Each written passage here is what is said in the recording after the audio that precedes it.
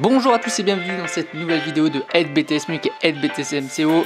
Bienvenue dans cette vidéo. Aujourd'hui on va voir une notion à retenir pour réussir vos dossiers de PDUC et d'ACRC, pour les préparer et surtout pour préparer vos euros. Allez, c'est parti, n'oubliez pas de vous abonner et d'aller sur notre espace membre pour avoir accès à toutes ces fiches de révision.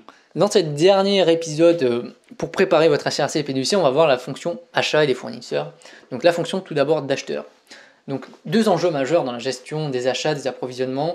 Le premier, c'est de commander suffisamment, donc faire en sorte d'éviter qu'on soit en rupture de stock, puisque la rupture de stock, elle fait fuir le client, et évidemment commander en bonne quantité suffisante, donc pour éviter, et suffisante, et surtout pas trop, parce qu'on va éviter le surstockage. Le surstock coûte très cher, ça coûte cher au niveau déjà rien que l'investissement financier pour financer le stock, mais aussi toute la partie où on va gérer les produits, donc il va y avoir une perte, un gaspillage d'énergie quand on va les gérer, le matériel, l'espace de stockage qui va devoir être plus important si on surstocke, l'obsolescence programmée, il y a plein de choses à prendre en compte. La fonction d'acheteur, donc quand on est acheteur expérimenté, on peut espérer un salaire approximatif qui est assez important quand même, entre 50 000 et 100 000 euros annuels. En tout cas, c'est défini dans la plupart des fiches métiers et c'est à la hauteur aussi des engagements et des responsabilités de l'acheteur.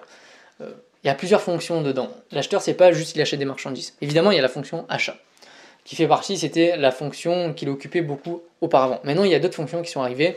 Évidemment, il y a la partie prévision des ventes, analyse des besoins des consommateurs. En fonction de ça, il va chercher des produits, des fournisseurs adaptés. En fonction de la saisonnalité des produits, des modes de consommation, il va plus ou moins commander certains produits.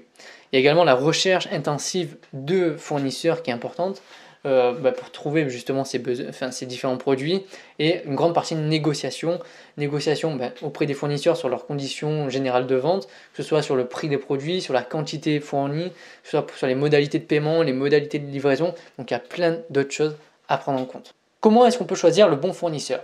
Alors, déjà on a plusieurs groupements d'achat. Les groupements d'achat permettent de faire des économies d'échelle.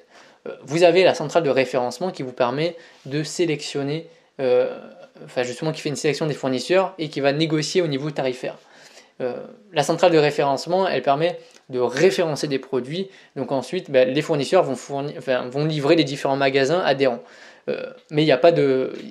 on verra juste après, mais la différence avec la centrale d'achat, c'est que la centrale d'achat, elle va expédier et répartir les fournitures aux différents adhérents. Alors que la centrale de référencement, elle offre du référencement, c'est-à-dire un catalogue de produits possibles à commander. Comment choisir un bon fournisseur? Donc il y a plusieurs critères, donc voici un tableau que vous pouvez vous servir. Donc vous pouvez lister les différents critères qui vous importent. Donc moi par exemple j'avais la qualité de produit, les conditions commerciales, le prix d'achat, le délai de livraison qui est super important, la notoriété du fournisseur, j'ai mis du produit mais c'est du fournisseur, c'est pareil. Et en fonction, vous pouvez appliquer un coefficient qui est plus ou moins important. Donc moi par exemple, la qualité du produit c'était super important, donc j'ai mis 30%. Le prix d'achat c'était aussi super important, j'ai mis 30%.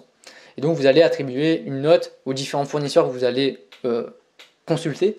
Et donc grâce justement au coefficient, vous allez avoir une note pondérée et à la fin vous allez avoir un score total. Et donc par exemple le fournisseur A, ça serait celui que j'aurais choisi puisqu'il a une note plus importante. Donc voilà, en prenant en compte justement tous les critères qui m'importent, j'ai déterminé une note et grâce à cette note, j'ai déterminé une note globale du fournisseur. Merci d'avoir suivi cette vidéo. Avant de partir, n'oublie pas d'aller voir les précédentes vidéos sur la chaîne, de t'abonner et de venir nous rejoindre sur notre espace membre pour avoir accès à toutes les fiches de révision justement pour cette série préparatoire d'ACRC et de PDUC. On se retrouve très bientôt pour une nouvelle vidéo. Allez, bye, à bientôt.